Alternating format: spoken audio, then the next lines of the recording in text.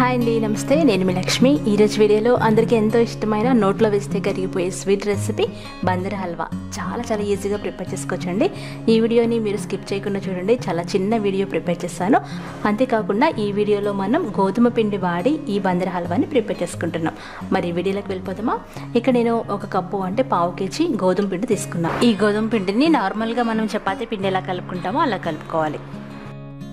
దాదాపు సగం వరకు నీళ్ళు పడతాయండి. చపాతీ పిండి కలిపిన తర్వాత మనం ఏ కప్పుతో తీసుకున్నామో అదే కప్పుతో 3 కప్పులు నీళ్లు పోసుకుని 2-3 గంటలు నానబెట్టుకోవాలి. మీరు 4 గంటల పైన కూడా నానబెట్టుకోవచ్చు. ఇక్కడ నేను 2 గంటలు నానబెట్టాను అనమాట. 2 గంటలు నానిన తర్వాత పిండిని ఇలా బాగా మ్యాష్ చేస్తూ కలపాలండి. అప్పుడు గోధుమ పిండిలో ఉన్న పాలన్నీ ఈ వాటర్లోకి దిగుతాయి అనమాట. ఆ తర్వాత దీన్ని ఫిల్టర్ చేసుకోవాలి. నార్మల్ ఫిల్టర్ కానీ లేదంటే మీ దగ్గర ఉన్న పల్చని బట్ట ఏదైనా తీసుకుని దాంతో ఫిల్టర్ చేసుకోవచ్చు. అంటే చున్నీ కానీ కర్చీఫ్ కానీ అలాంటివి ఏమైనా తీసుకుంటే ఇంకా బాగా ఫిల్టర్ అవుతుంది అనమాట. ఇలా మీరు 2-3 సార్లు ఫిల్టర్ చేసి పెట్టుకోండి. ఇప్పుడు మనం ఫిల్టర్ చేసుకున్న గోధుమ పాలని ఒక బౌల్లోకి తీసుకోవాలన్నమాట. అలా తీసుకొని ఒక 30 నిమిషాల వరకు ఉంచేయాలి. 30 నిమిషాలు కాకపోయినా ఒక 10 నిమిషాల్లో కూడా ఈ గోధుమ పాలు అనేవి కింద ఉండి పైన ఎక్స్ట్రా వాటర్ అంతా తేరుకుంటుంది. చూడండి, మనకి ఈజీగా తెలుస్తుంది. కింద ఉన్నవన్నీ గోధుమ పాలు అండి, చిక్కటి గోధుమ పాలు. పైన ఉన్నవన్నీ ఎక్స్ట్రా వాటర్. ఇప్పుడు ఆ ఎక్స్ట్రా వాటర్ని కూడా మనం జాగ్రత్తగా వేరే గిన్నెలోకి తీసేసుకోవాలన్నమాట. ఇవి పడేసేయడమే. ఈ వాటర్తో మనకేం పని ఉండదు. ఇప్పుడు కింద ఉన్న చిక్కటి గోధుమ పాలుతోనే మనం హల్వా చేసుకుంటాం. ఈ హల్వా చేసుకోవడానికి కొలత కావాలి కాబట్టి ఈ గోధుమ పాలని మనం ఇంట్లో ఉన్న ఏదైనా కప్పుతో కొలుచుకోండి. ఇక్కడ నా దగ్గర ఉన్న మెజరింగ్ కప్తో కొలిచాను. చూడండి, ఈ కప్పుడు వచ్చిందనమాట. దీంతో మనం 2 కప్పుల బెల్లం తీసుకుంటాం, 1/2 కప్పు నెయ్యి తీసుకుంటాం. అది మీరు కరెక్ట్గా గుర్తుపెట్టుకోండి. ఏ కొలత కప్పు తీసుకున్నా అంతేనమాట మెజర్మెంట్. ఇప్పుడు కొంచెం మందంగా ఉన్న కడాయి ఏదైనా పొయ్యి మీద పెట్టుకోండి. నా దగ్గర ఇక్కడ ఇనప కడాయి ఉంది కాబట్టి ఇప్పుడు ఆ కడాయిలో తురుము పెట్టుకున్న 2 కప్పుల బెల్లం వేసుకోవాలి. ఇందాక చూపించిన కప్పు ఈ కప్పు సేమ్ అండి.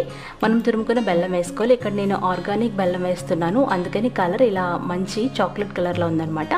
అందులో 1/2 కప్పు నీళ్లు పోసుకొని మనం పాకం పట్టుకోవాలి. పాకం చాలా తొందరగా వచ్చేస్తుందండి. మీడియం ఫ్లేమ్లో పెట్టుకుని మనకి తీగ పాకం రావాలి. అంటే ముదురు తీగ పాకం చూసారు కదా, ఇలా బబుల్స్ లాగా వస్తుంది. ఒక 10 నిమిషాల్లో పాకం వచ్చేస్తుంది అనమాట. మీడియం ఫ్లేమ్లోనే ఇలా కలుపుకుంటూ ఉండాలి. మనం ఇలా తీగలాగా పట్టుకున్నప్పుడు అది కొంచెం నిలబడాలి. అప్పుడు మనకి పాకం పర్ఫెక్ట్గా వచ్చినట్టు. ఒకవేళ నిలబడకపోతే సింగిల్ థ్రెడ్ కన్సిస్టెన్సీ అంటారు. కానీ ఇక్కడ మనకి చూసారు కదా, ఈ ఫోటోలో చక్కగా ఇలా స్ట్రిఫ్గా నిలబడాలన్నమాట. అది ముదురు తీగ పాకం అంటారు. ఆ పాకం వచ్చిన తర్వాత స్టవ్ని లో ఫ్లేమ్లో పెట్టుకొని మనం ఇందాక రెడీ చేసి పెట్టుకున్న గోధుమ పాలని కొంచెంగా వేసుకోవాలి. వేసే ముందు మరొకసారి మిక్స్ చేసి వేయాలన్నమాట. ఇలా మీరు మీడియం టు లో ఫ్లేమ్లో స్టవ్ని అడ్జస్ట్ చేసుకుంటూ చక్కగా మీరు మిక్స్ చేసుకుంటూ ఉడికించుకోవాలి. ఒక 5 నిమిషాల్లోనే మనకి ఇలా దగ్గర పడిపోతుంది. ఇలా ఎప్పుడైతే బుడగలుగా ఉడుకుతూ ఉంటుందో అప్పుడు మనం 1/2 కప్పు నెయ్యి వేసుకోవాలి. ఒకేసారి వేయకూడదండి, కొంచెంగా వేసుకోవాలన్నమాట. ఇది మెల్లమెల్లగా నేతిని అబ్జర్వ్ చేసుకుంటూ ఉంటుంది హల్వా. ఇది చూసారు కదా, మనం ఎంత నెయ్యి వేస్తే అంత టేస్టీగా ఉంటుంది. బందర్ హల్వాలో నెయ్యి అనేది చాలా ఎక్కువ ఉంటుంది. అంతేకాకుండా స్వీట్ చాలా బాగుంటుంది అనమాట. ఎక్కువ స్వీట్గా అనిపిస్తుంది. నెయ్యిని ఎక్కువ వేసుకోవాలండి. మీకు నచ్చితే 1 కప్పు వరకు కూడా వేసుకోవచ్చు, బట్ 1/2 కప్ అయితే సరిపోతుంది. ఇలా మనం కొంచెంగా వేసుకుంటూ ఉండాలి. ఆ తర్వాత పచ్చి జీడిపప్పులు 2 టేబుల్ స్పూన్లు, అలాగే మీ దగ్గర ఉన్నట్లయితే పుచ్చపప్పు అంటాం కదా, మిలాన్ సీడ్స్, అవి కూడా వేసుకోండి. మిలాన్ సీడ్స్ ఆప్షనల్ అనమాట. ఎక్కువగా కాజుని వేస్తూ ఉంటారు. ఈ జీడిపప్పులు ఇవన్నీ వేసిన తర్వాత మీడియం నుండి లో ఫ్లేమ్లో పెట్టుకొని ఇలా కలుపుకుంటూ మధ్యలో నెయ్యి వేసుకుంటూ ఉండాలి. ఈ హల్వా మనకి బాగా ఉడుకుతూ దగ్గర పడుతూ ఉంటుంది. మీకు ఈజీగా తెలిసిపోతుంది. మీరు పొద్దునే గోధుమ పిండి నానబెట్టేసుకుంటే అరగంటలో మనం ఈ మొత్తం రెసిపీ చేసేసుకోవచ్చు అనమాట.